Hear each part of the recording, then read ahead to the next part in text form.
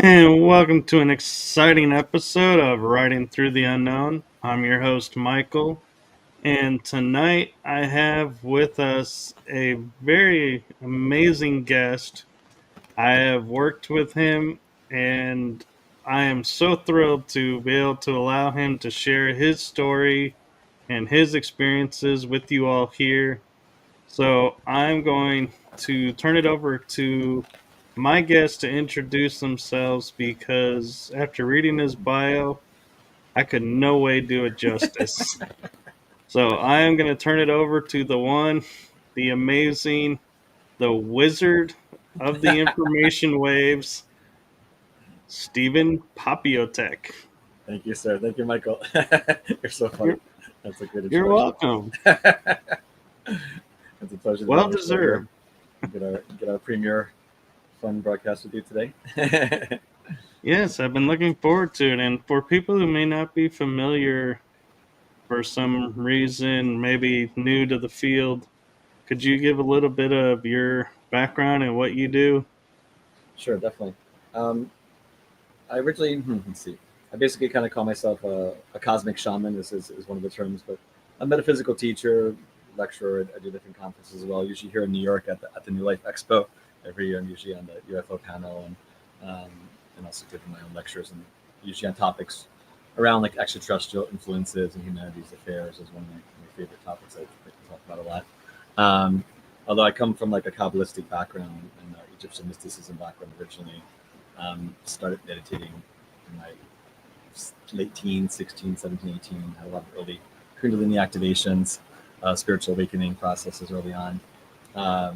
It's like a long time ago, but that kind of set my course in motion there, along with sun gazing, remembering how to look into the sun when I was 21 back in the early 90s as well.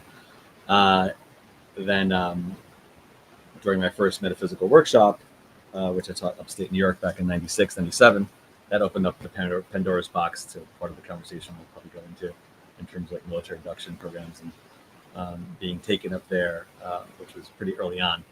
But fast forwarding that, also doing like group meditations from new moon, full moons, different types of grid work to help the planet evolve and clear out more of the negative structures that are going on by the negative extraterrestrial groups and other organizations that try to limit our consciousness. So part of my work is about trying to delimit consciousness so we can, properly ascend through these orbitals, like greater love awareness states, greater unity awareness states, greater connections to our cosmic ancestry. So for me, I work a lot with star people that are aware of, at least a little bit aware of their lineage off-world, incarnation-wise, before they came here.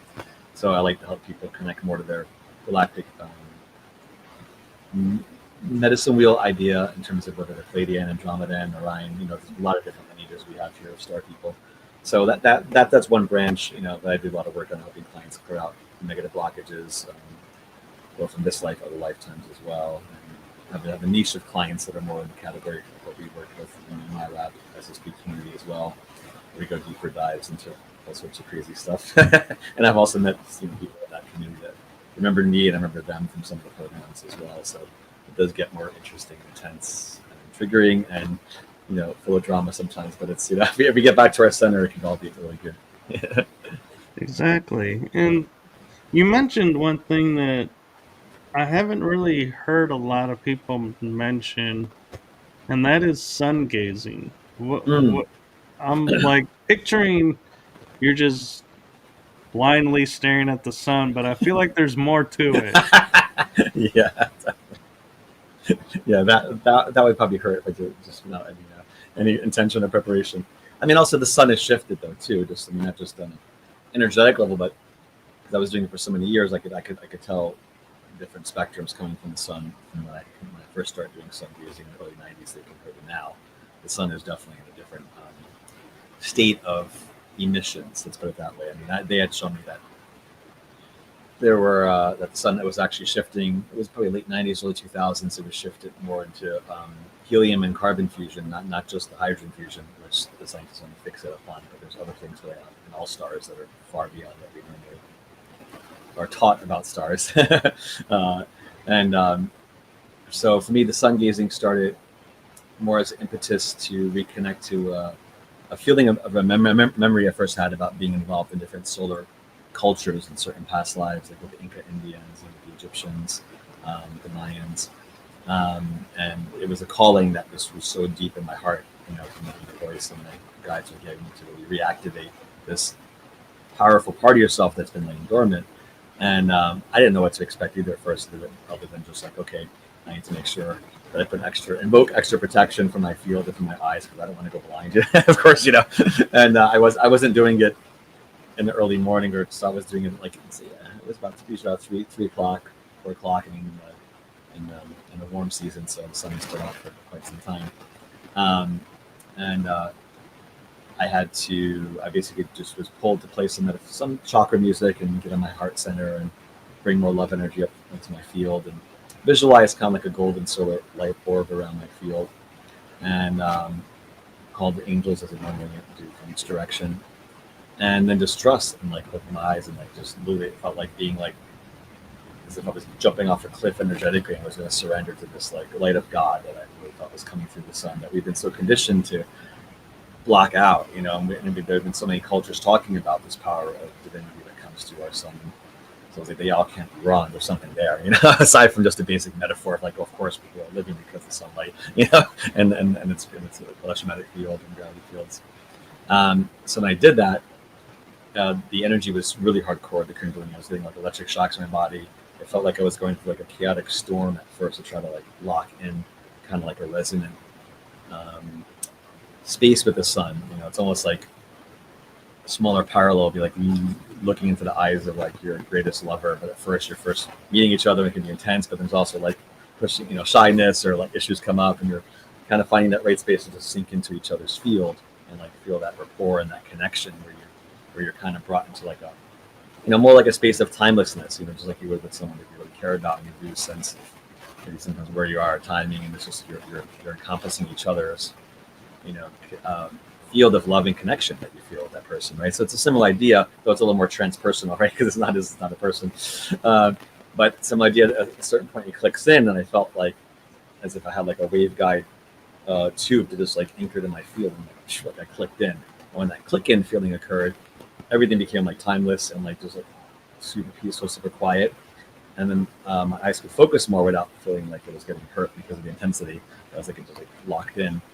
And then I felt this incredible waves of love coming through that corridor from the sun, which obviously is like exists on many levels: electromagnetic, magnetic, multidimensional. And then I saw these tall golden light beings just like stream down through that corridor towards me. I'm like, holy shit, who's this? Who are these beings? Because I already had felt different experiences with angels and then visitations from also on the dark side, early on getting attacks really early. So I learned very quickly about the different parameters of a wide range of beings, both inner plane as well as on the external level. Anyway, so these tall golden solar beings came down. They were like bald, made of golden light, very beautiful, angelic looking faces, and but androgynous kind of look. And they had these mini suns as their heart chakra, mini golden orbs. And I was like, oh my God, they came down to just like swarmed around me and held me. And I started crying. I fell to the ground. Like the energy was so overwhelming. It felt like my own like biblical moment of like, oh my God, like this is literally like these God beings, and but they were also so familiar to me, and they were like, you are home now. And they said that they called themselves the Golden Solar League of the Solar Legions, Golden Solar League of the Solar Legions. And they said that every star is inhabited by these multidimensional beings, and that they had a form. They at one point in their history they were in forms like humans in 3-dimensional bodies, and they incarnated up the cycles of evolution. So they got to their 6th, 7th dimensional planes of existence in which they could then reside on a star body or in a star consciousness space. And they said that I was one of them, but just in a body this time. That they kind of referred to those of us who had that lineage with them as like solar terrestrial legions, basically. And so there's still expands the categories, not just like having Andromeda lifetimes or Pleiadian lifetimes on planets, but it kind of rose the bar for my perceptual awareness to be like, oh my God, of course, how can the most magnificent spheres of light and love that are giving birth to light and life not have consciousness on it, right? So it's almost like the inverted. We've all been taught the inversion of truth so many times, and so anyway, that opened up the whole space, that also opened the space for my first engagements with some of the getting on the radar of some of the shadowy groups with the black helicopters, because they started coming over when I started first doing that, and that opened up more like a negative attention side that led to much deeper shadowy rabbit holes later on. I could imagine. I'm kind of curious with looking at the sun. There seems to be a Mandela effect around the sun, because there are people that'll say the sun used to be white, now it's orange, or it was yellow, now it's orange, or it was yellow, now it's white. So why? So I'm curious. Have you noticed that? And secondly, part would be is why do you think the shift in color? Is it natural, or did we do something that caused a change? I would say combination, the second part. As I mentioned earlier, there definitely was a shift that went on, because I wasn't able to, well, a lot of things happened since the early 90s for me, and late 90s. Because when I went through my my military induction, we also were trying to interfere with my connection to some of my sources of power, which included the sun. So they had to remember on my field to try to misalign me, so it would take me years to get back into that alignment that I previously had. But I was so, in terms of my ability to do some of the longer meditations, because back then I was doing like an hour long looking at the sun. The longest I did was in the 90s, like an hour and a half straight. Like that's hardcore. Just a few minutes now, I'm okay. But the intensity of the sun's rays have become more intense in some ways. Let's put it that way. But also color shifts or differences of opinion, I think, have more to do with the change in the spectrum of the bandwidth of energy coming from the sun due to the shifting of the fusion process. And I did find some articles several years ago where scientists have found some more proof, at least the mainstream was like, oh yeah, we are finding more proof that there is actually some carbon and helium fusion going on in some parts of the sun that surprised them. And also even articles where they were talking about how they were shocked in the past couple of years, where they discovered huge, really powerful gamma rays are being also created by the sun that they did not theorize even were possible being generated by the sun on a regular basis. And since the 90s, the guys would tell me that, part of the energy we're trying to channel on the spiritual level is to harness the spiritual power of gamma rays, because gamma rays affect our DNA, they affect our atoms. It's not just a negative way that you have from radiation experiments and nuclear problems and nuclear reactors, but natural sources of gamma radiation in the right quantity and the right preparation of the body can help your DNA shift and help you evolve your consciousness on a whole different level. So that's more like solar mysticism kind of teachings.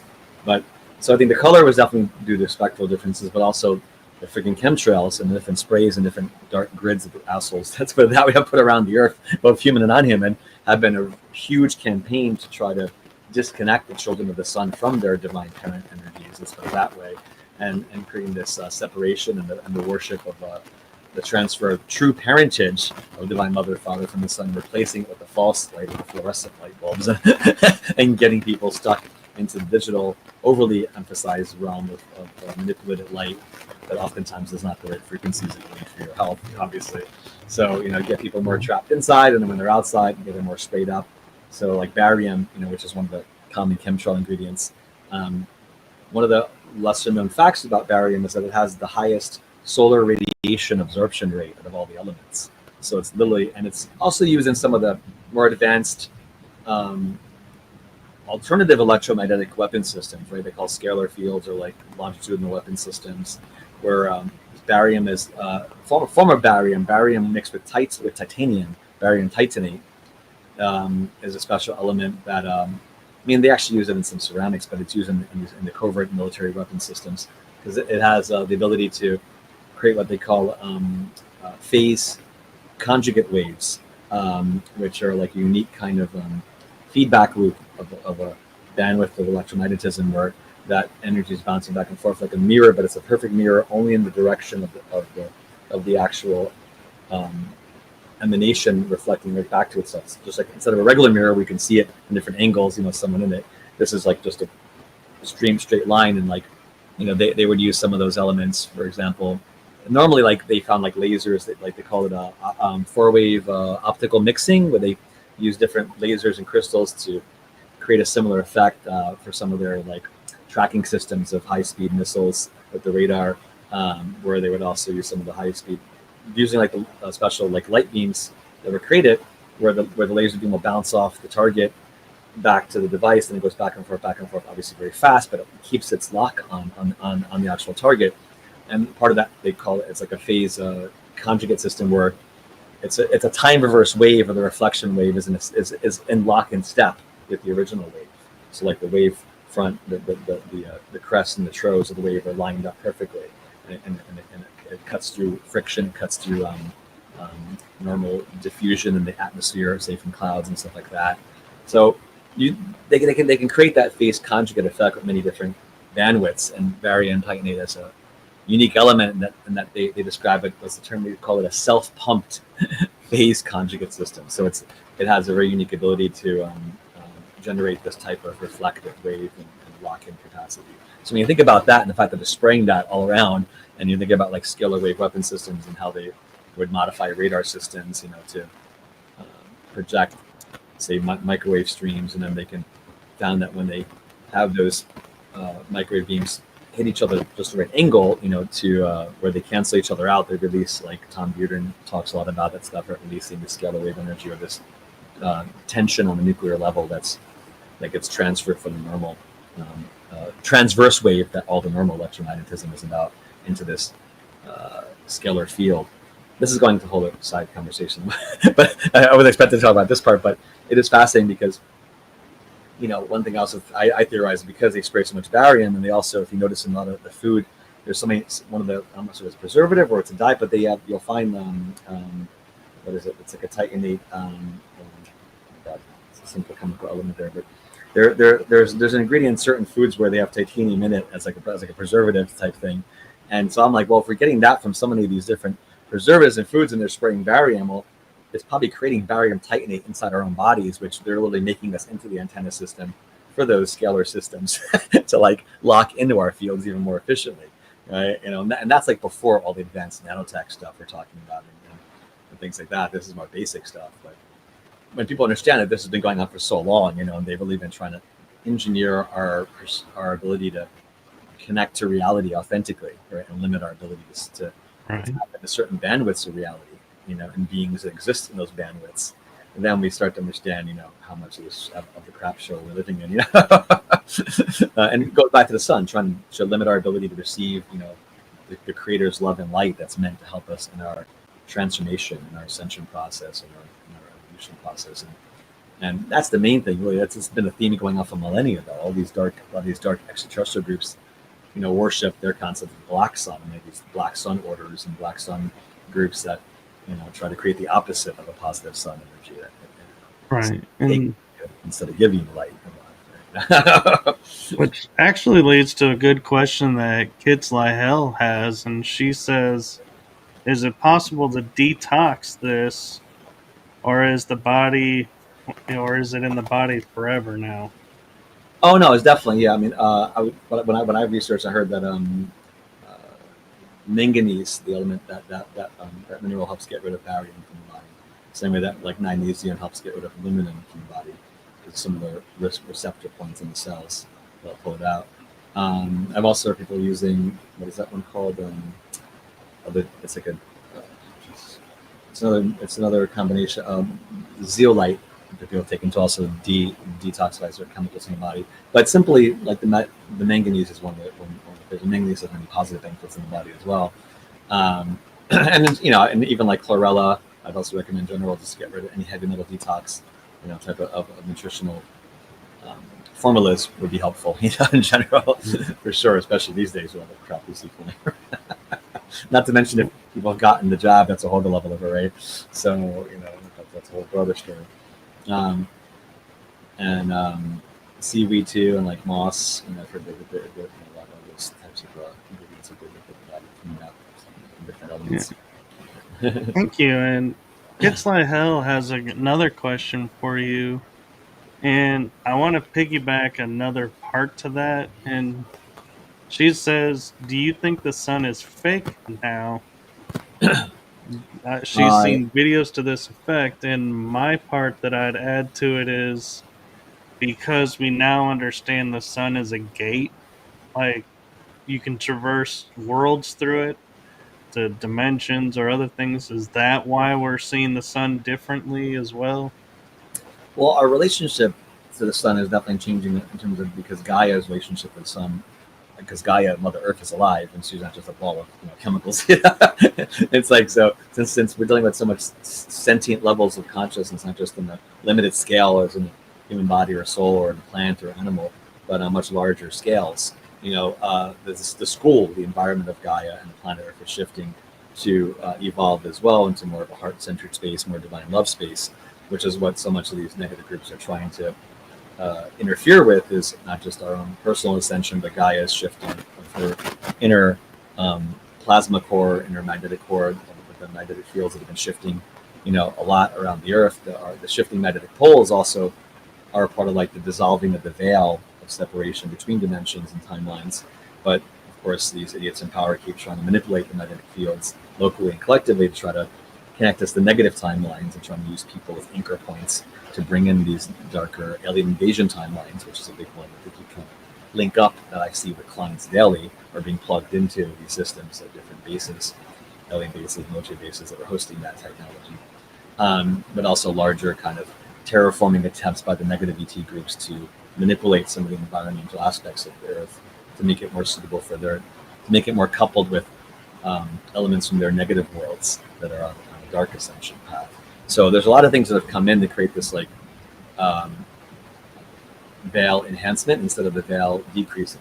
So there also are a lot of these secret time bureaus, secret time agencies that are also involved with the negative ET groups that are being run out of different defense contractors that are also trying to manipulate people's connection to time on a quantum level, and also create structures around the Earth to limit our ability to properly calibrate to Gaia's shifting electric fields, magnetic fields, so that we're not properly stabilizing in the new Earth frequencies that are coming up to help us shift, right? So all that does have an effect on perception. And so and also where you are makes a big difference. I've seen videos and friends traveling to those cities where the sun does look to me like, what the hell's going on there? It looks, it's a lot dimmer, or it looks off compared to other places. But if I'm in the tropical area, not just the normal tropics because of the angle, or even in New York, I've seen it, but I definitely see it more clearly when it's the actual blue sky and there's not any chemtrails in it.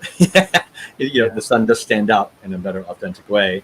And so I would say, I haven't seen the videos that this person was talking about in terms of fake sun, but I would say if that would be more like a localized phenomena if they're messing really hardcore with the negative grids they're putting in the air, or around that part of the Earth. It wouldn't surprise me if they're trying to, create some false light version of it, but I don't give them that much power to create that on a scale that planetary wise. I would say maybe localized under certain conditions. And then also what you said too, the sun, and as all stars are portals. It really is like, I first looked in the sun back then, the guides had shown me that, it was like the stars are like the neurons in the mind of God, and it was like this neural network on a galactic level. And and you hear that phrase coming out, astronomers past several years about the cosmic web that connects galaxies and different systems together, and these huge filaments of plasma and other energies, or what they realize as dark matter, dark energy. But it's really higher dimensional energy that's also involved in our movement and our coupling.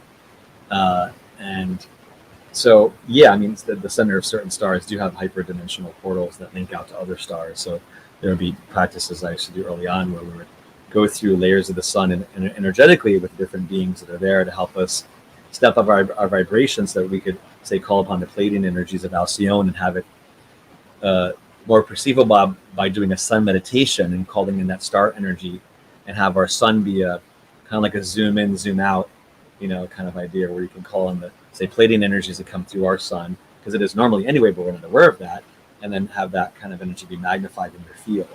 So it's a little bit of a more advanced shamanic kind of tool of like navigating holographically our relationship to a larger wholeness that we are part of, right? So, and the star bodies and stars can act as a great catalyst to help us evolve. But we have to evolve our capacity to hold that much more light and love, and electrically speaking, magnetically speaking. So again, this is the reason why they keep trying to limit us, people from the COVID times and the different big pharma things that are going on to toxify people's bodies on top of the GMOs and the stuff being sprayed. It's it's a lot of it's engineered to not just creating a controllable population, but a disconnected population, so that people are not in their heart center, they're more divided, more less trusting of nature, spending less time in nature, more conflict, more division, you know, and creating artificial veils that do block out some of the natural thinning of the veil that is taking place, so that they're upset because we're going to be seeing, you know, when as the veil gets more thinner, it's like being able to see not just aliens but spirits, other phenomena that are occurring on the inner planes, people's third eye opening up more naturally because of that frequency acceleration. So they're trying to create more of the digital overlay and all not just 5G antennas, but other types of systems with their broadcasting to create, you know, kind of like their version of like virtual reality, but on the inner planes, where they want to create like an astral cyber overlay to reality, so that we're engaging less with authentic reality and more with this false light kind of grid that's connected a lot to the alien AI energies that are also part of, and also advanced tech that some of our agencies are using. They were trying to trap me there a few times. I've been years ago when I saw in the dream plane, because they also experiment some of these agencies and CIA, you know, was working with other groups and NSA, and they in certain corporations, and they made this artificial layer on the inner planes that we're trying to trap people in these pockets of like astral cyber realms, you know, that would be actually partly made by people's energies that were being harnessed as like pixels in that background simulation layer of the astral plane. And it's so hyper realistic. I mean, they have it down really. I mean, it's very difficult to tell the difference between when you're in that space. And I was quite impressed by it the first time I got into that realm. I was like, oh wow. But then I got out of it in that part of the system by actually trying to see the sun while I was in that astral cyber realm and doing a sun meditation and meditating and being like, I'm not going to get, you can't replicate the true sun in this fake astral cyber realm, so I'm going to exit out of your little fake reality domain. And I was calling on other guys out in protection, and funny enough, one of my really psychic close friends messaged me the next day, and she goes, oh, I got your call last night. You probably were stuck in some weird holographic realm on the inner planes. I was like, exactly, but I didn't realize she was one also helped me to get out of it. But you see these confirmations when you find like souls and people that are part of your soul family, and you can help each other kind of, help each other many different ways. This was a more very precise way, but I started seeing that happening with some clients where they were trying to trap, certain people's fields in those realms as well. Again, they're trying to pull out all these different toolkits to see how they can slow down or trap people in the lower matrix of vibration that's disconnected from the heart. And because they also are aware that all these love energies are coming in, not just from changes that are happening in the sun, Earth's magnetic field, and this local gas cloud plasma that our whole solar system is immersed in now, changes in the galactic center. So there's a lot of astronomical phenomena occurring simultaneously that's vectoring in to help us graduate into this new school, so to speak. And the positive ET groups are really waiting for us, wanting to help us out more. So there are massive shifts going to happen later this year that are part of this first big wave coming up from Gaia's core that I can talk about in a little bit too. That's really important. But I feel like I'm going into the little spin fields.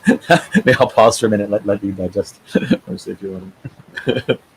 No, and while you're taking a second, I remember it was like probably maybe a decade ago that they showed a photo of the sun and like 5 little ships that looked like they were coming out of the sun. And I wish I had saved that photo because I never imagined, because it seemed like a mainstream source, that it would disappear and nobody would ever talk about it again. And as we're talking about the sun, it makes me wonder, because that's not the only celestial body that influences us. Sure. What's your thoughts about the moon? Is it real, or is it part of another planet that broke off and got stuck in our world perfectly, or is it a space station? Yeah, I would say all of that. But going back to the first thing you mentioned, I remember seeing those videos too, and that was, there's been a lot of cool shots and news, even from the mainstream like Soho transmitters, of seeing these other ship-like giant things around the sun. And that's exactly what we're talking about. The higher dimensional ships that are like fifth dimensional and above can use stars as a transit system to commute and use that wormhole hyperdimensional connectivity to really phase in one star system through another through regions of that local star body. So there is a bigger kind of variety of transport systems that use these other levels of hyperspace and energies that are not so tangible to us in the 3D realm necessarily. Although we have obviously SSP programs that have their own abilities to travel through artificial wormholes and different stargates, time gates. But there's different as you go up the dimensions. There's obviously different relationships the beings have to creation and the creator realms and their own ability to evolve and influence and use their local environment as a tailor-made reflection of their consciousness. The living light ships as opposed to just physical metal ships or or organic interface ships. Or they create these thought forms that are like advanced versions like a Merkaba that actually can appear like a ship, and aside from like plasma orbs and things like that.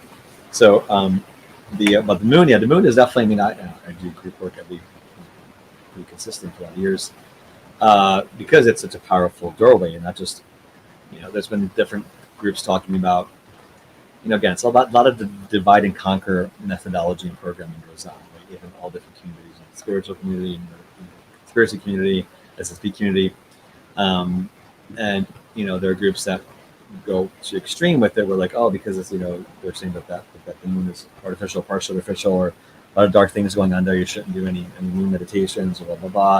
And it's like, I'm like, well, no, it's exactly why you should, because we're going to be light workers to take back our power from all these objects. Otherwise, they're usually against us. If we're afraid of it, then that's something that they use to amplify their projection into us. And because the moon, a lunar body as an archetype, right? It does represent divine feminine, like ancient lunar cultures and ancient lunar priestesses, and many different temples around the world, honored this triple goddess energy of the moon, right? So in Wicca, magic, groups, Celtic groups, all different cultures have understood the power of this divine feminine symbol of the moon. But of course, things get exploited, things get distorted, things get inverted. When you're dealing with not just symbols, but bodies represent those symbols that have been partially co-opted, then of course you're going to have more discernment and more quality control filters to be called in, so that you're not getting influenced by the shadow aspect of what's going on from those realms. So the moon is a perfect example because everybody's in the moon. Well, so many different negativity bases on the moon, positivity bases in the moon, different SSP programs in the moon. So everyone's on. It's quite an active zone. And because it represents and connects as such powerful gravity energy over our water and the earth and our water element in our bodies and our feminine cycles of circadian rhythms being influenced and seasonal rhythms being influenced, and and there's a whole insertion into the body of time that's quite linked up in lunar calendars. Like today is Chinese New Year's, which represent it's always marked by the new moon in Aquarius, and it's a lunar calendar similar to the Jewish calendar. And so you have this honoring or understanding of lunar cycles in relationship to time, right? So it's a lot of layers there when you're dealing with the moon, and its ability to reflect light to us, but also deception to us, and because it is a doorway to the collective subconscious and our own personal emotional body. Of course, you're going to have stages or theaters of operation there that are going to be not so good as well, because they want to take advantage of that proximity and that relationship to our collective psyche and use it against us. But at the same time, there are positive groups that are trying to do the opposite. And Gaia doing the same thing, where she's evolving more of her energy field because her magnetic field goes out to the moon as well, to be able to help layers of the moon evolve. And they were showing me in a recent work when we were doing that energy and sending it to the moon, that as the Earth goes through those bigger shifts, like 2029, 2030 is a big time frame for me to keep showing. This year is a pivotal one for new energies coming out of the Earth's core. That's going to be first shooting out through several locations globally, and then it's kind of like the kickstarting of Gaia's inner plasma love turbine engine. It's like part of her inner sun is getting kicked up, plasma core, to send out these new pulses of energy to help her children evolve more. And there's already campaigns to try to manipulate that I'll talk about in a bit. But so what they were showing me the recent group work is that they were sending the energy going out from Gaia and positive ETs to the moon. They were saying that around 2031, 2032, they were going to be kicking out all the negative ETs would be kicked out of the moon.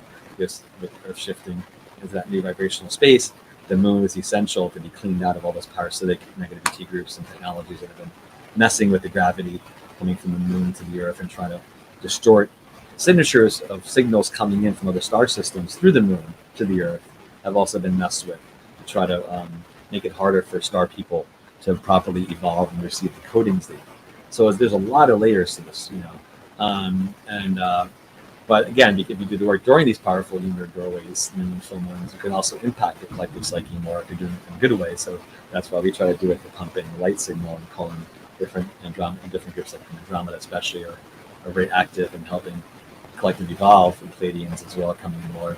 So there are other alternative light grids that are being formed around the Earth. It's not just all the darkness that's going on, but this is that the dark groups are very efficient at trying to get their negative constructs in play. That the past couple of years, pretty much every group work I've done now during these moon cycles have turned into, like this negative grid deconstruction project. So we're like, oh my God, we get a break here. And, so it's intense. Well, and what I find interesting is I didn't put together the correlation until you mentioned the moon being divine feminine. That when we first started, there were gods and goddesses. And the goddess symbol is the full moon with the two crescent moons. So it's like when you said the divine feminine, I was like, yeah, that really makes sense because the goddess is represented by the moon. But when they got rid of the goddess energy and got rid of the goddess and said only a god did everything, it's like a lot of people stopped paying attention to the moon.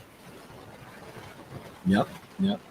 It's so much programming on so many different scales. The same way, went from during the Industrial Revolution and getting people more into overly mechanized thinking and getting them out of touch with spirit and nature into more of just the mechanical way of perceiving reality and the reductionist level of interpreting reality. Then where the physical becomes more dominant than the non-physical as being the most important, kind of cornerstone of perception.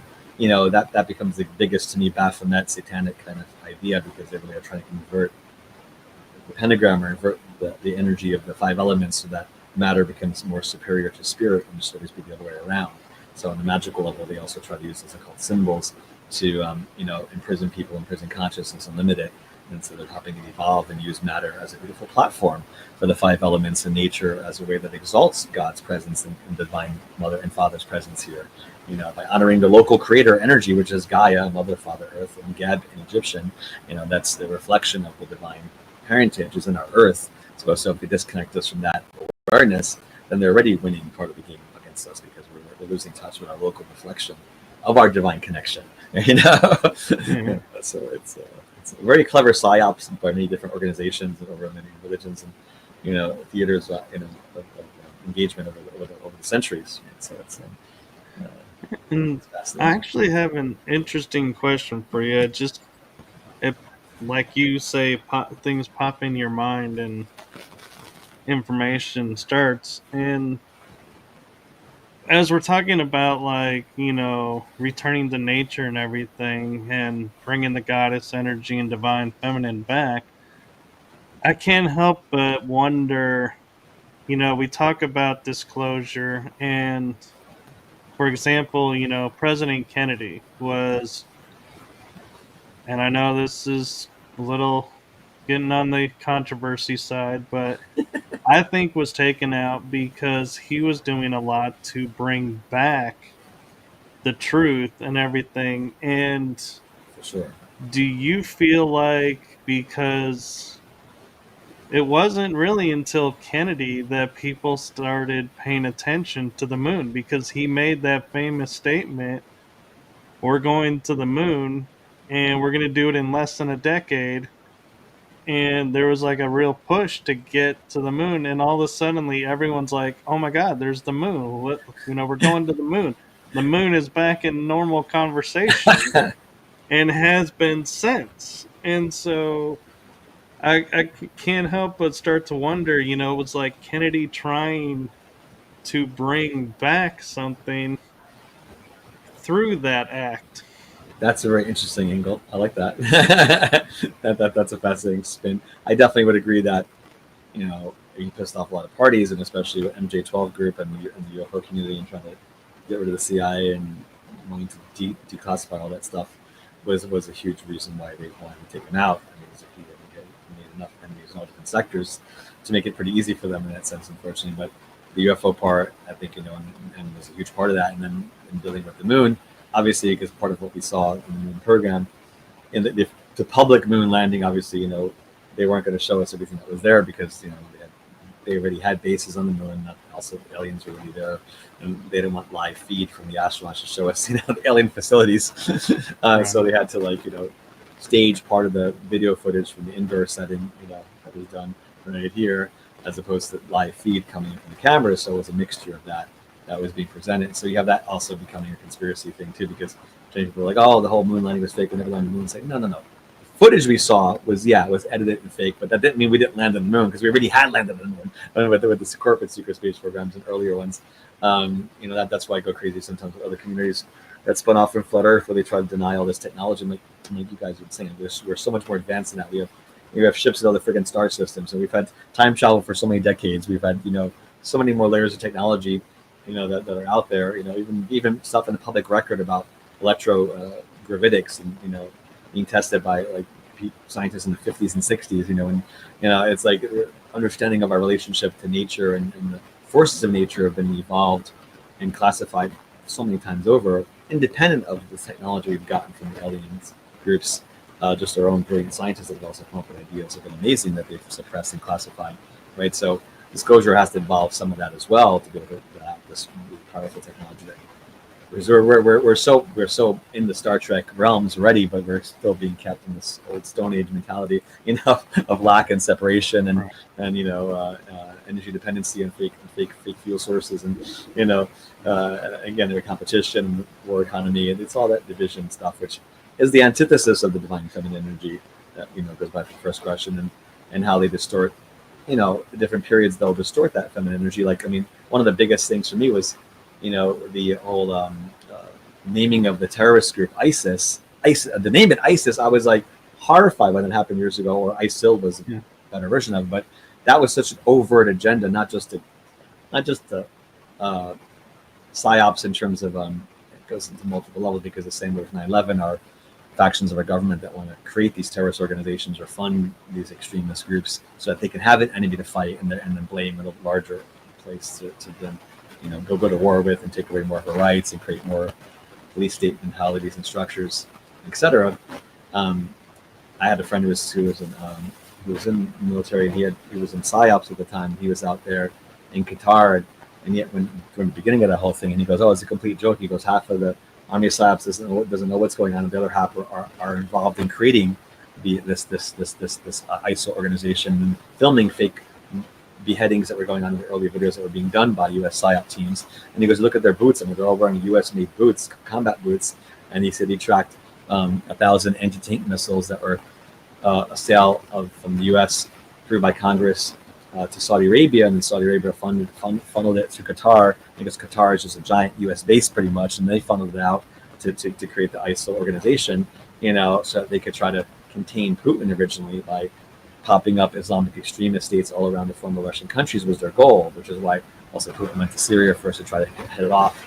But that's a whole side story. But the fact that we have this thing going on where you have, he goes, they were just hiring criminal gangs and making them part of that ISIL organization, but on the metaphysical level, the fact that he tried to choose ISIS name was a spit in the face of the divine feminine, because Isis is one of the most purest names of the divine goddess energy. And in the Egyptian system, she's connected to Venus, to Sirius A, and the Pleiades. And as Isis Hathor, where she wears that moon disc, or so to speak, and the horns of the cow mother, Taurus, because Pleiades is in Taurus constellation, and the 7 Hathors, who are aspects of the divine mother, aspect of Isis that gave birth to Horus, divine sunchild, they're part of a larger civilization of galactic priestesses that live in the Pleiades, and they have these beautiful temples and these nebulas and the higher planets, where they do radiate out this kind of what they call like a galactic womb, kind of galactic.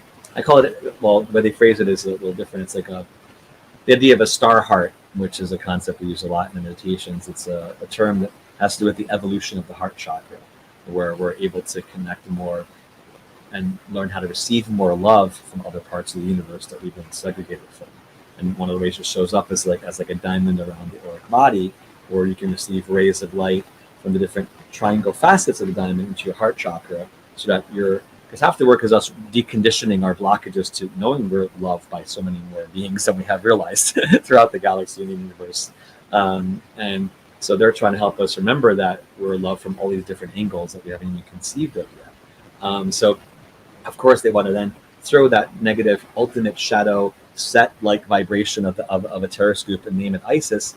And at the time I had clients, I was working with different women that had reincarnated from the Pleiades and were connected to that higher Isis Hathor order, and they were all getting massive attacks, and because that energy was being simultaneously launched to try to block women's crown chakras that had the Pleiadian connection, literally knocking off the crown of Isis Hathor to try to like create this inversion of like sequestering and violating the goddess again, by the bastardization of her name and associating it with the most horrible organization.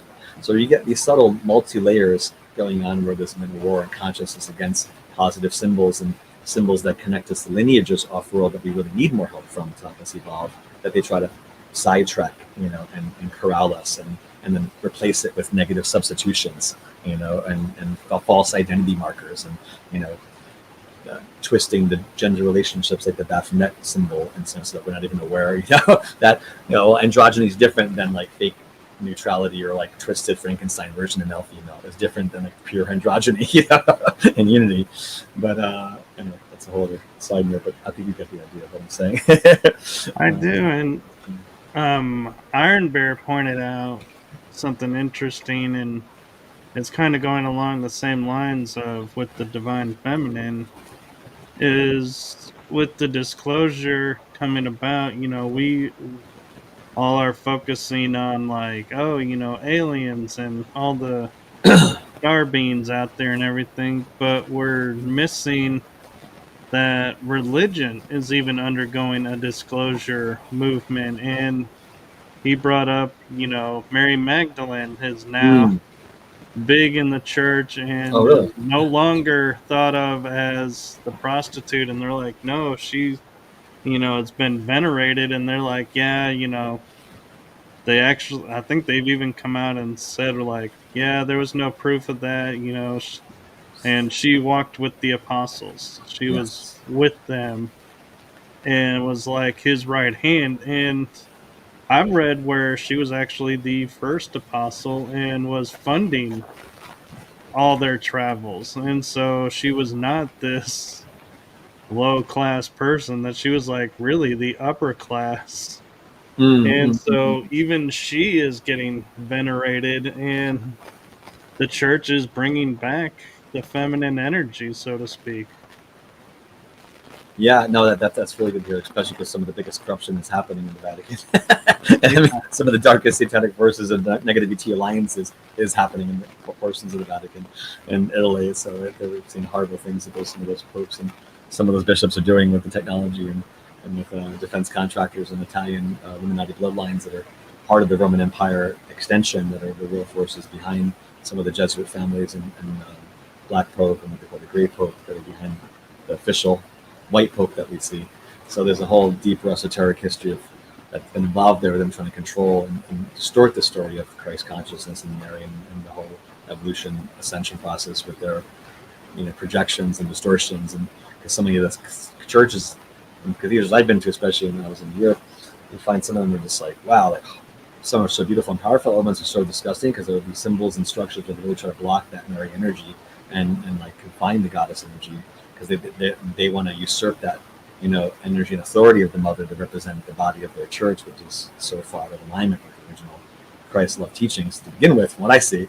And Mary Mother for me is also part of the full moon archetype of the moon goddess, and Mary Magdalene connects to the crescent moon, which would be like the virgin goddess aspect, and virgin we're not, just like in the Greek days, Vesta, Hestia, or the virgin.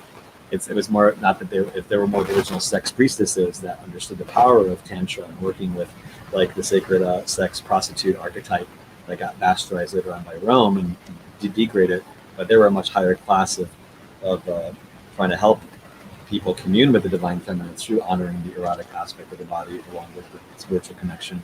So it was a much different level of sharing that was honored before it got into the lower shadow version of it. But as a principle, so like having that, and with the new moon is more of the grandmother energy of the crone, but just those two alone, Mary Mother, and Mary Magdalene have that full moon and to me, the crescent moon aspects of at least 2 or 3 ideas of it, and the Holy Grail symbol with the divine feminine as well, and the womb chakra, that being passed on later on to different cultures. So there, and again, it's because that's why Egyptians, also the Coptic Christians, found it so easy to connect with Christianity, because they saw Mary as an extension of Isis symbolism, because part of the Isis energy also comes from Sirius. For me, the original Mary energy also, she was a star seed, and that energy was coming from Sirius A, as was the Yeshua, or Christ energy. He was really a star seed from Sirius A. And so there are different teachers that came in from the different star systems that were trying to open up pathways of consciousness evolution for us, right? And that got attacked and reversed and inverted, by the opposition groups. And what's funny about the church that I find is one of the funniest things, is we were talking about recently, is how the church is anti-alien, anti-star beings, all these things for the longest time. And yet, and their stance is like hybrids don't exist, that's science fiction and everything. And I was talking with some guests, and we were looking at Jesus, and we said, here's a kid that's born to a human and an angel / God, so to speak. So he would be a hybrid. So they're worshiping a hybrid on a cross, but yet they're like, nope, hybrids are science fiction. It's like, wait a minute, you guys are worshiping one. And it's like, and we all started wondering, was Jesus the first hybrid that was Funny. public and everything? And it's like, and it paints a whole new picture to the religion. And I mean, religion has undergone too, and like another story with religion is the story of the Garden of Eden, where Adam and Eve are the only 2 humans in existence, and Eve is from Adam's rib. So that's a really interesting twist there. But then they go, well, they had 2 sons, Cain and Abel, who married women from other tribes. And it's like, whoa, wait, hold on. Who are these other tribes? Exactly. And how did and for centuries, nobody go and say, wait a second, if these 2 were the original only people on the planet, how are there other tribes on the planet? Yeah, I mean, exactly. A direct reference to genetic experimentations and, like you said, breeding programs or hybrid programs that were going on, and early genetic interventions that were done by different ET groups, positive and negative, to help humanity either rise up in a good way or make inroads to influence us in a negative way. We've had both types of genetic projects going on since the dawn, really, especially since Atlantis. Not so much really since Lemuria, but post-Atlantis for sure, where a lot of those dark family lines and negative ET lines started anchoring themselves first. And you mentioned before too, I mean, also with the church trying to keep, Jesus' image on the cross as opposed to the ascension is also part of that inversion idea, because they're trying to reinforce the lower side of Pisces, which Jesus or Yeshua was a messenger at the beginning of the age of Pisces, the astronomical age, precession equinoxes when we first went into that. And as all the fish symbolism, of course, involving in that, and the creativity, but the lower aspect of the martyr got really de-emphasized by too much by church. So we're going to keep people stuck on the cross of the 4 directions, so that we're sacrificing ourselves to the earth, even though saying we need to because he made the sacrifice for us. But they have that archetype so anchored of the pre-ascension idea that creates that disconnect and this kind of like punishment energy of guilt that they try to loop people into instead of forgiveness and love, which are his key messages.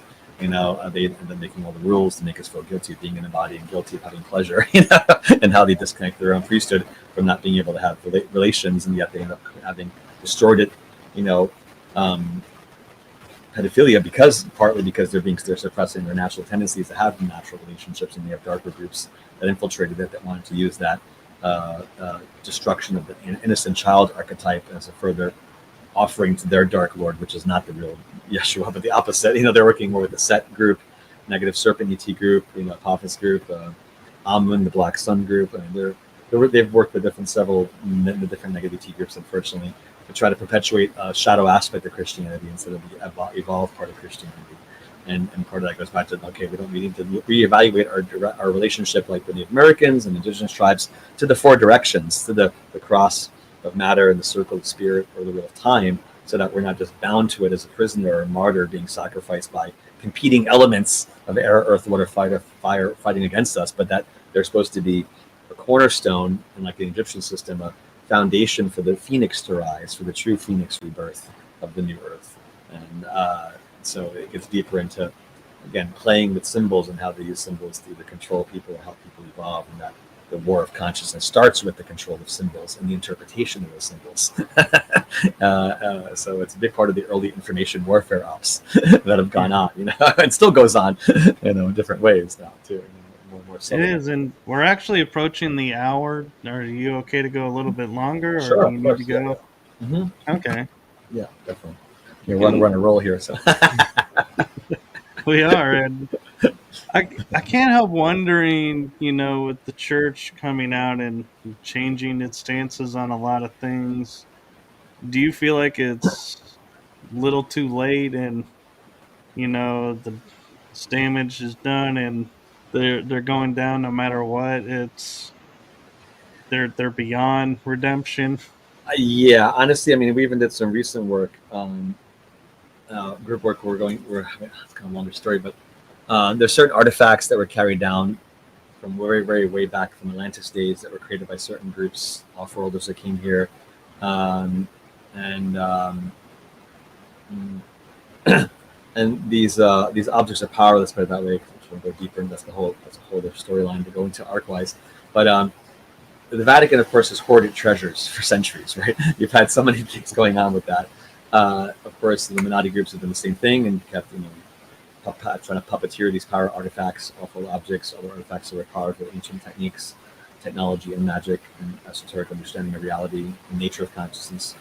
But the problem is that there's one of the defense contractors, the Italian defense contractor, Leonardo, similar to our Lockheed Martin, and Boeing, and Northrop Grumman. They're connected to the secret space program on a larger scale too, and they're working with negative ET groups, unfortunately, just like ours are as well.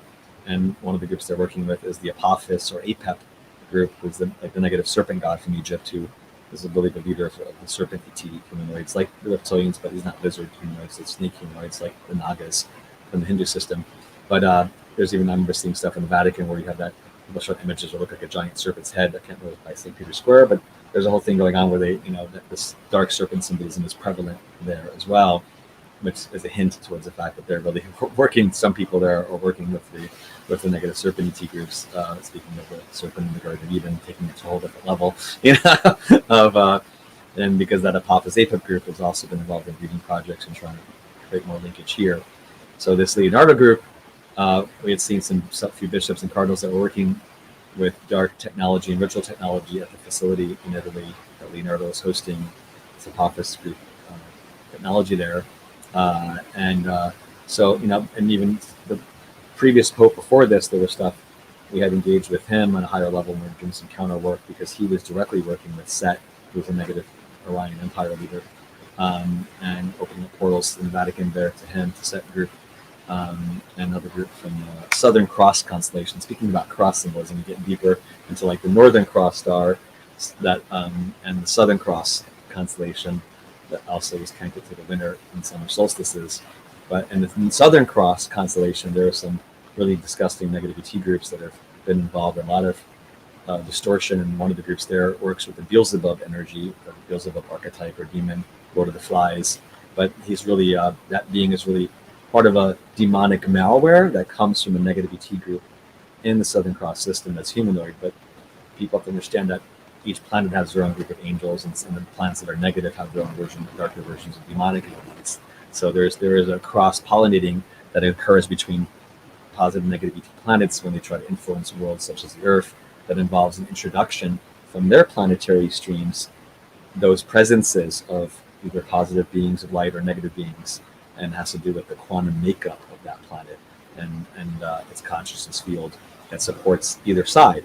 So there have been literally demon energies brought from other alien negative worlds to the Earth as part of the pre-conquest tools by the negative ET groups to try to infiltrate our collective consciousness, use it like a malware symbol to invert like the tree of life into the tree of death, which is what a lot of these negative occult groups use to use in their dark magic techniques. They because the dark always tries to invert what the creator of light and love has made. So they always try to create a false image of something, invert it, just like inverting the pentagram, inverting the cross, inverting the tree of life into the tree of death. It's similar tactics. You see this all the time. Black sun discs instead of golden ones, inverting the sun energy, moon energy. It's so repetitive, but it works, for them. But and so this Baphomet energy, Beelzebub energy from Southern Cross is also, I've seen working with multiple my labs that were connected directly to these programs. One of which, one guy I worked on, he was a my lab SSP guy who was escorting some of these Vatican officials to go to this homeworld of the Southern Cross Beelzebub group because they were working closely with them, and that Southern Cross group was part of the perpetuating of the shadow aspect, almost like an energetic virus that they put in Christianity to try to lead people to the false cross, the Antichrist cross, or the inverted idea, instead of the ascension. So it gets really deep in terms of these levels of like engagement. So when you see that for them, the theater of operations is not just, like you said, disclosure of physical ETs or even higher dimensional, but it's understanding its ramifications on religion and on spirituality and our interpretation of our and awareness of our connection to the universe and our identity of being part of the creator and a subset of the one infinite creator, as opposed to just something that's separate from us. And this thing, healing that disconnect starts with our earth and our awareness of our sacred body that we're in, and this love energy that the earth wants to give us is evolving and is coming up. And that's something I want to mention before we go to. There's longer story. There are 7 locations that was being shown globally. They're going to be the first doorways for this new cone of love and light. Think of like the cornucopia symbol of abundance coming from Gaia's core. It's going to be shooting out starting in early May, especially April. We'll start feeling some of the waves coming up. One of the locations is in part of the Philippines, which is where I'm going to be at, and the semi-loosely working with some people, and I'm inviting people to come out who want to meet me out there to do some of the grid work in some beautiful locations, and also enjoy some beautiful beach time, as well as spiritual work, and enjoying everything together in that sense, right? And there will be some more earthquakes, some more volcanic activity leading up to this, because Gaia is going to be going her chiropractic adjustment to make more room for these new energies to come out. Like I said in the beginning, there are some dark groups that are trying to mess with this at other locations, including one in the Midwest, which is in Nebraska, which is going to be also one of these 7 global Phoenix hotspots, let's call it that the energy coming out. And there's a lot of groups, defense contractors, that are trying to really mess with it. And so we need to do work on a group level to send divine intervention there February, March, April, so we can get ahead of that. Because if they try to block these other powerful vortexes, they can create a lot of geological instability if they're successsul. So we really need to be like, no, we see ourselves as like custodians of like this new light and love emergence. When you really connect to your higher identity, you can be, you can step into deeper roles of service to help that process. So for me, it's like, okay, wait a minute, we're like the guards at the gate of Gaia's castle. We've got to open up the right drawbridge gate so that the positive ET troops of Andromeda and, Jupiter, Saturn, Pleiades, Arcturus, so many of them want to come in to help us. So this is what we kind of do in group work all the time. And but we need to do bigger stuff with that coming up, because this is a real critical nexus point in spring and fall of this year for those new energies. In the fall, October, I'll be the group out to St. Martin in the Caribbean, which is going to be another point of activation of the energies. There's one in the Bahamas that's also going to get activated in the middle of May as part of the 7 Phoenix locations. There's a spot in Paraguay, northern England. One in Israel, that's Mount Media. It looks like a Sedona mountain. That's one of the other Phoenix vortexes going to be kickstarted. And you see stuff going in Israel that's been going on that's quite dark. That's also the opposite of the true sun energy, inverting all that light energy there of the tree of life in the center of the religions to create, sacrificing Palestinians, creating so much death and destruction there, harnessing that energy for negative ET groups. So that goes, whenever you see a major theater of war and death there are negative beings that feed off that, and they try to create darker systems of control, darker gateways, and inverting the natural light that wants to come into the area. So it gets deep in terms of seeing not just the political BS propaganda stuff we hear about for rational, for different decisions going on, but it's deeper. Alliances have been made by these secret space program groups and multiple governments with these dark beings that are not just physical, but like you said, are working on some of the lower astral levels and demonic levels to perpetuate a negative timeline that they want to create. And so we have to do the opposite. We say, no, we're here to work with the angelic light beings and the positive galactic beings, so in divine feminine, like, no, we're going to birth the new reality, the new earth that's consecrated in love, and that true resurrection path gets cleared out of all the debris that keeps trying to clog up our own perception. So anyway, yeah, that was a little bit of a mouthful there, but that's, I think it kind of sums it up in a way. No, and what I find interesting as we're clarifying all this and bringing awareness to it all, I've been starting to hear talks of, people who are in the religion and that are saying, oh, it wasn't Jesus now that died on the cross. It was his twin brother. And I've read in one place where like the name James popped into my head, and other places where it's Thomas is Oh who's wow. named as his twin. And so I'm curious, with all of your travels and all your studies where you've gone into the deeper end of everything, have you ever heard about Jesus being a twin and that's how they got him out and to keep doing his mission? No, I've not heard about him being a twin. I mean, definitely, I've not heard about that one. I mean, there's other aspects of, going back to the original topic we talked about with the sun work. That Jesus was originally part of the Essene Order of the Essenes, right back then. The Jews were, there were the Sadducees, the Pharisees that are mentioned in the Bible, and the Essenes. And the Essenes were the most metaphysical of the Jewish sect at the time, and they were kind of like the hippies back then. And they were very big into, like, they were vegetarian. They were into the Tree of Life, Kabbalah studies. They did a lot of sun meditations. They were into nature. They were, they had a healthier lifestyle, so it was very different than other Jewish sects back then. So the fact that Jesus was part of that and disciples were as well, you have to understand that that's the precursor foundation.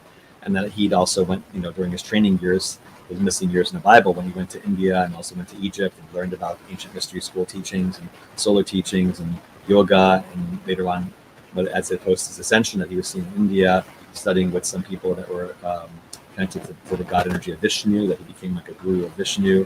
A lot of cool stories. And someone I met who was in India, whose family was a guardian. They were stewards of one of the cemeteries of one of the disciples that also went to India, and they were protecting his gravesite for millennia now, some centuries, I mean, right? And so there's a lot of other cultural perception, but they have storylines of what happened with disciples, post that time period, and also with Mary and Jesus having children that were in France and in the Cathars and people in southern France that started that original positive secret societies that are part of like the Merovingian bloodline and Christ bloodline that had spread, and then that was of course inverted by negative Illuminati family bloodlines that wanted to take down the positive royal family lineages and replace them with dark lineages and negative hybrid ET influences, so they could control the destiny of humanity instead of having it be of love. They wanted to have negative reptilian and Series B and set DNA, Apophis DNA. It's also a longer story. There are multiple groups that have done that, in terms of the war of the nobles and trying to eliminate positive bloodlines and kinds of negative. It's all part of the same idea of like trying to manipulate the family tree and the genetics and the subconscious and collective through those symbols of the archetypes. Who are we putting in the positions of power that represent the king archetype or the queen archetype or the empress or the magician or the priest, high priestess. These are like archetypal offices, like in the tarot cards, and you have certain groups that the people that are labeled that are trying to usurp or be in an office, a position where they want to wield power with that archetype. And that can be a very powerful and dangerous thing if it's in the wrong hands, because if they become the sublime symbol for that, for huge numbers of people that give them power by seeing them and honoring that position, then it also creates a limiting boundary, right, in the collective psyche, that we have to get through that thought form layer that's being co-generated by those individuals and their servants, that are giving us a watered down version of the archetype or a twisted version of it. So that's a whole other angle to see how we look at it too.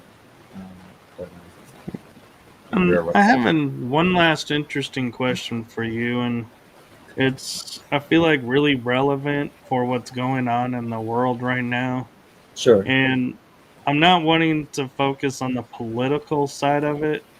I'm looking at more of the planetary side of it, and that is, how do we know, because we're watching a movie unfolding, so to speak, how do we know which side of the movie to put our energy towards? Because we're constantly told, oh, this person is doing these great things, and then it's like a few weeks later, a few months later, oh, they totally are on the dark path, and we were wrong. And it's like, how do we know who and what to believe and put I our mean, energy towards? And now, with so many lies and so many secrets and so many things that are happening, it's like, I literally find myself every day, like, feel like I'm going through like an S curve where I'm like, I'm over here. Nope. Now I'm over here because of that. Nope. Now I'm back over here because of that. So, what is your advice for people to put their energy in the right space? well, I mean, it's a combination. One, I would say don't overly indulge in some of these areas to begin with, because that's part of the mindset of separation and division that's been so much fostered between the left and right, and our by groups that control both sides oftentimes. And they call it like the Hegelian dialectic, or the problem reaction solution methodology, that our governments and military groups and deep state and Illuminati groups love to use, that where they want to create control opposition and fake solutions to put people towards a third solution that we would never normally think of if we didn't have that crisis to begin with, or that sense of hero or like villain. Not that there isn't actual hero and villains, but it's more complicated, because there's like 50 shades of gray in between the hero and the villain when it comes to politics. Right. and the ability to detach from the rhetoric of what's being professed by the mainstream narrative is also obviously critical, because there has been so much censorship and so much polarization on both sides of the fence about each other. Policies speak louder than words in that sense, right? At the same time, looking at the heart level, looking at the clear third eye level. I mean, there are certain things with the current administration, obviously, which is very new. Like with any politician, they have their light and shadow, and we have to hold any politician that's in power accountable for shit that we don't like, that's not good. We can't just be blindly subservient to your preconceived concept of what they're supposed to represent to us, or what we're told to represent to us, right? We have to have discernment and really have the lens of scrutiny be put upon all these people in power consistently, to keep them on track and call them out when they're not being on track. Irregardless of they're being beautiful in one area, but they may be evil in another area. That's usually how it works anyway. Where you can be passing one positive policy that affects a lot of people in a good way, then you do something stupid the next week. That's like, what are you doing? Because there's so many special interest groups, lobbyists. The power of the deep state tentacles runs deep. And so there are things I think that Trump is going to do that's going to serve both sides of the fence in order for him to even get to this position. To me, there was concessions that had to be made in order to even get to that point, and some of those concessions we're not going to like necessarily. Like with this pushing for this 500 billion AI thing infrastructure is definitely not something good. But then him having RFK as the head of health and human services is a fantastic thing. Go after big pharma, expose the corruption, with the chemical poisoning of humanity, and that's huge, right? There's esoteric, energetically scanning him beforehand. The first assassination attempt was definitely, he pissed off the deep state, and there was a group connected to Amun, who was Amun was a negative sun god in Egypt, or a negative god, and wanted to become the sun god. He tried to put himself as Amun Ra later, which is really his name means hidden. But Amun is a negative fifth dimensional group from Cancer constellation. They're very similar to the Set group in Orion. They're a part of this Order of the Black Sun from the Egyptian stance. What I had tracked psychically, tracking was that there was a group in the DIA, right, the Defense Intelligence Agency, that's part of the SSP group. They are working with the Amun group, which is also parallel, because Netanyahu and part of his Israeli secret space work, and they're working with the Amun group as well, and also the two of the negative ones. And so this whole return of the Black Sun cults, as we get into new solar energy, trying to help the Earth evolve, these Black Sun groups are trying to wield more power to invert it again in different areas. And just like the Nazis have their black sun symbol. The negative Nordic ETs have it, the Egyptians have it. It's spread all around. So what they shown was that the DIA was trying to get some new tech from the Amun group, and the Amun group said, we want you to kill Trump as a testament of your loyalty to us and to prove your value. Because what they shown was that there was a timeline where someone around Trump in the administration or something he's going to do, or someone in the administration is going to be a counterforce positively against negative alien invasion timeline. And so from that point of view, just that string alone to me was like, okay, that's good, because the opposite was the case with the Harris group and the deep state, that they were pushing for the China invasion and also for the negative alien invasion timeline to ground much more quickly. So irregardless of all the other crap that we don't like about Trump is doing, from the top view down, this part of it to me is essential. We have to start with a candidate that doesn't support negative alien invasions, then we can work on a more grounded level. So I kind of look at it from a whole different lens from that point down. And I'd seen that the DIA was using a technology that I'd encountered years ago. They call partial walking technology, where they can activate certain points on the person's back that have to do with our relationship to time. And that guy they used that had shot Trump in the ear, he was a 100% patsy. They literally knocked his consciousness out of his body, had an agent that was out of body walk into him like an avatar style, co-opt him and be the shooter. So as a per, that's why you couldn't find anything about his manifestos or history. It wouldn't make sense in his motivations, because it was a perfect test of that technology. So that's a whole bigger kind of side note story, but so that's something we have to be aware of, right? And in the criminalization of the cartels in Mexico, to me, is a great thing, because these cartels are out of control. I've had other friends in Border Patrol and Homeland Security that have told me horror stories of caches of bodies being found last year in New Mexico from women and children that were being massacred by the cartels for human trafficking, and the huge human trafficking operations that started during Biden. I've heard time and time again from people on the inside about it. So that's very real. So Trump may be going to the other extreme, but with the immigration policy now, I think if he just sticks to getting rid of the criminals, that would be good. But if he takes it further than that, then he goes into problems. So it's like you have to kind of see where is the theater of distraction occurring, what's the actual manifestation going to be, because there's rhetoric on one side, and then there's actual action that may be different than the rhetoric. So that's why we have to be really careful and seeing as it goes along, especially in the next few months, several months, what's going to happen is going to be interesting.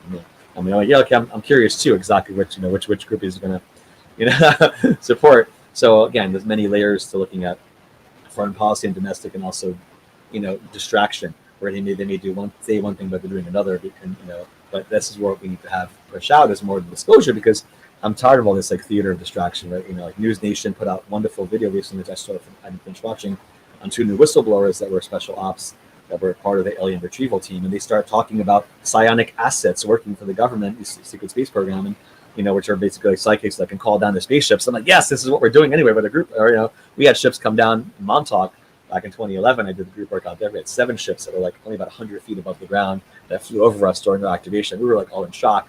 But these things are here, they're happening by light and dark groups, and it's a matter of like, okay, who are we? When we realize we have that connection, then it's important that we claim our authority in a higher level to give support, to help others. And so it starts with that, being of service first, whatever we're doing, and don't get overly distracted by what's going on in the puppet shows. And at the same time, standing up and expressing concern when it's relevant, because it's very easy to fall down into all these different sidetracks and lose track with your own center, because it's going back into your own heart and your own mission and your own love energy. That's important, essential to be evolved, so that the more we're accountable for our own shadow and heal our own inner shadow, then the more we can be a source of light and truth that can help others do the same. And that's part of how that spark of love's flame spreads, that phoenix fire builds to create that and that awareness catalyst or expansion.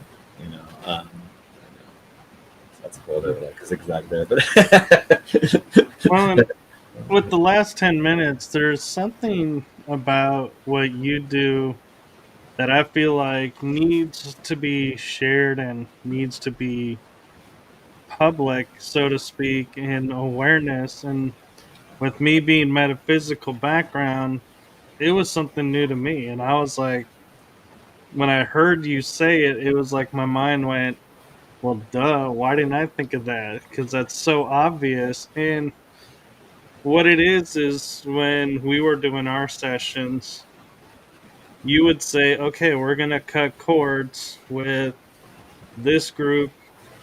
And then you go, and we're going to cut cords with the contracts. And we're going to cut cords on this. And I was like, that was so foreign to me. Contracts. I was like, I'd never thought about contracts forming cords.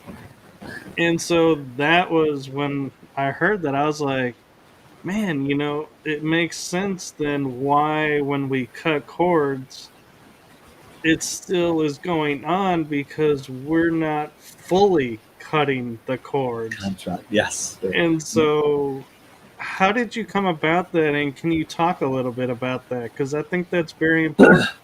I mean, this is also, this definitely dovetails into like a sub niche area that I found myself into the past few years.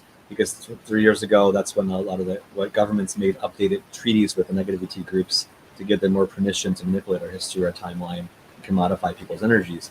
So since that point, every client I've seen daily has come in with energy cords and implants that have been funneling energy from them to different alien bases, and some defense contractor bases or military bases hosting the alien tech as well. And most of them are going to negative time gates, portals in these facilities that are open to alien invasion timelines by specific groups that are trying to create that manifestation here. But they need our own energy of co-creation to manifest it here, right? Attention follows intention, or other way around too. So and then they also want to increase the size of their inner plane broadcasting centers of these dark ET groups. Want to be able to influence people subconsciously, psychically. So they need our energy to strengthen their own structures on the astral plane so that they can radiate more of their crap, right? So it becomes a war of as above, so below, or as within, so without, where they keep trying to do combinations. And so what I've seen as part of that is that there's a certain subsection of light workers or star people that have had infiltration lives, where, say, if you're a Pleiadian or Andromedan and you're part of a positive military group fighting against negative ET groups, oftentimes they'll ask us, hey, do you want to volunteer next life to be a deep cover agent for light in a specific dark ET group, say the reptilians, for example, since that's a common one, or easy for people to recognize. And so there'll be an incarnation, say, at Lightworker we have as a colonel or lieutenant colonel or general in the reptilian armies, because they're trying to understand the methodology of that group, technology, tactics, bring light to remind idiots in the dark, hey, you don't have to be an asshole for all of eternity, you can go back to light when you want to be. And also because a lot of wars are fought through time, not just space, so we need to have agents of light placed strategically in these different theaters of operation across vast continuums, right? Spatially, temporally, multidimensionally. So part of what I find is that a lot of light workers or star people that have these lineages are getting attacked because they have these unresolved contracts and other symbols like malware, I call it, energetic malware, they inherited from that infiltration life when they were on the dark side. So the first people the negative ET groups are using to hack into are anyone with those unresolved contracts that they can then use that as a justification to put all sorts of technology, including cords, implants, modules in people's fields, because they're trying to stick it to us, or and it's like, oh, you still have this open with us, or artificially make it open when maybe it was closed to begin with. So that, to me, is part of what we do with you. Is important is to be able to heal some of these past life residue crossover streams, by a certain process we do, right, that we experience, and then feng shui that part of our psyche to connect with our positive galactic lineage that we originally came from before we volunteered and went to that dark life, so that they can come in and help us enhance our medicine wheel to remember that we are part of this larger lineage of love and light that is here. And so, so then other groups take advantage of that too. Again, dark magicians, other people, they always look for weaknesses in the auric field to try to put something in there to hack into someone's. So the more we're accountable for realizing, hey, where have we given our power away, or where have we invested our energy that needs to be reinvested in ourselves and delineated from these previous dark paths we may have been on, and to have that forgiveness and self-acceptance and love, so we're not overly judging it either. It helps us transcend duality when we have some of those lifetimes, because it builds a space of compassion where we understand how some of these people went that far down the rabbit hole in a negative way, so that we don't become overly self-righteous and overly judging them, but be able to build a bridge of empathy and at the same time healthy boundaries, so that we're not getting infringed on either, so it can go both ways. So that was a process of just my own self development, because there were other things going on where contracts even were looping themselves, and we discovered that there were these time pipelines that certain people had that were being created by other negative ET groups that were trying to distort the simultaneity principle of time and trying to link people up to those negative lives in a way that was not natural, so that it was still acting like it was happening now. And so we had to have a process for a year. A lot of people just disconnect these other structures and call on other good guys to kick out those groups, so that, because that was such a gross violation happening. So it can get pretty complex with these layers of craziness that for me is like a norm at this point, but then also, subset of people like My Labs, SSP, may have contracts with defense contractors, intel agencies, because we're freaking traumatized and abused by these groups, and they forced us into these signatures. But then we need to heal those alter personas or parts of our unconscious that still were deferring to these idiots and giving them, that.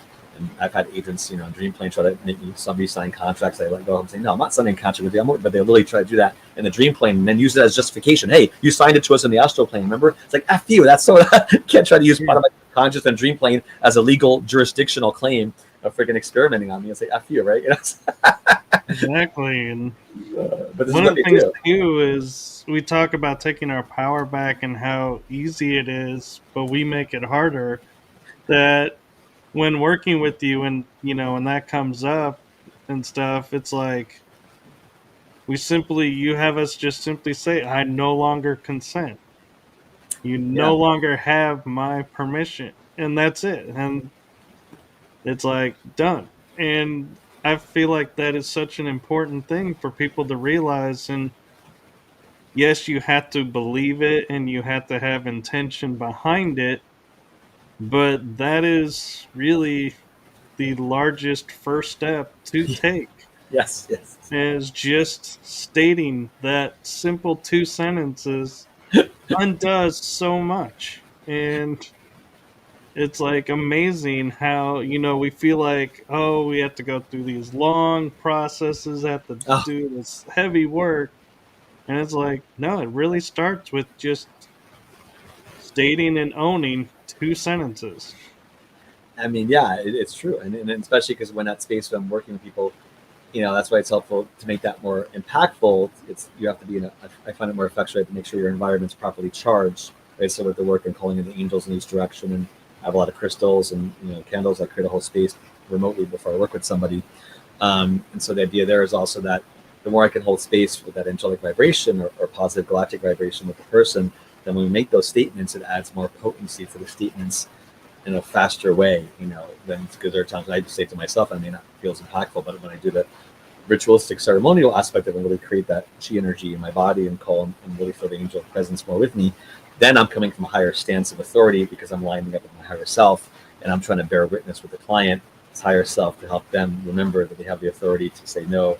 And it's like we become like a spiritual lawyer team for the divine light judges, in the higher realms being, no, okay, now you guys can intervene and kick out these idiots, So there's a bit of a background context around that statement that adds more potency to it.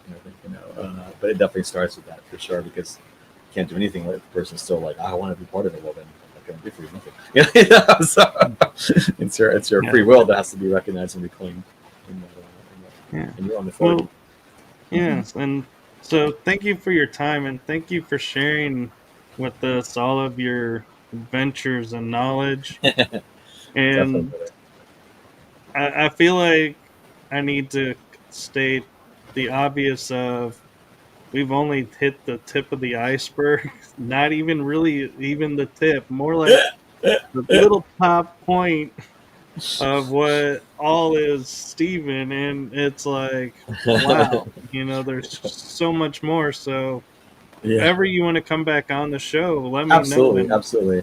Probably it'll probably get to do one show when I'm away in the Philippines to do some activation work. It'll be fun to channel some energy from Magic Love Island. Yeah, it could be nice too. If we can make it happen, I'll definitely do that. And I was a part of earlier this month doing that one meditation deal, and that was really interesting to be a part of. And with me, yes, that's for that was a powerful, it's a different style. It's definitely interesting. It is. So thank you for coming on. And thank you, sir. Thank you, Michael. So it was fun too. Really good to share. Yes. Before I close it out, do you have anything you got coming up that you want to promote out? I mean, I'll be doing remote work session wise with clients while I'm away. I'm going to the Philippines really next week, literally, and I'll be gone until like June over there before I come back to New York, where I normally live out in Brooklyn. So I'll be doing group Zoom work and individual session work from out there. But throughout the time difference, so people will be a little bit of pain. But yeah, people want to do any sessions, I guess I do that remotely. They're usually about an hour and a half or a little longer, depending on what people background is about, what we need to address. They can find me also on my YouTube channel, and my playlist tab. My YouTube channel has a bunch of interviews as well. I only have a couple of videos on Rumble. You'll probably find a couple on there, more on YouTube. You'll provide my contact info on my email, sidejumper, psijumper@gmail.com, psijumper, all in word. I'm on Facebook under my name. I use that more often. I'm on it relatively less on Instagram. I need to get back on it more. So email is probably the best way, or Facebook me, messenger me. I can just send you my phone number, and I'll be on WhatsApp for people that have my phone number ready for contact. Okay, and Yeah. did I get the email correct? Yes, you got it. Perfect. Yep, sidejumper. Perfect. Yeah. And I'm the only one with my name on Facebook, on YouTube, anywhere in social media. It's the name. I'm the only one there with that name. So hard not to find me if you search me. Although I am shadow banned a lot of times, but more so for viewership, I should say. Yeah. Awesome. Thank you so much, Michael. Yeah. Happy Chinese New Year's. Yes, thank you, and have a wonderful trip. Thank you. Yeah, we'll be in contact. Yeah. Awesome. All right, and with that, we are going to say good night to everyone. So, blessings, everybody. blessings to you all.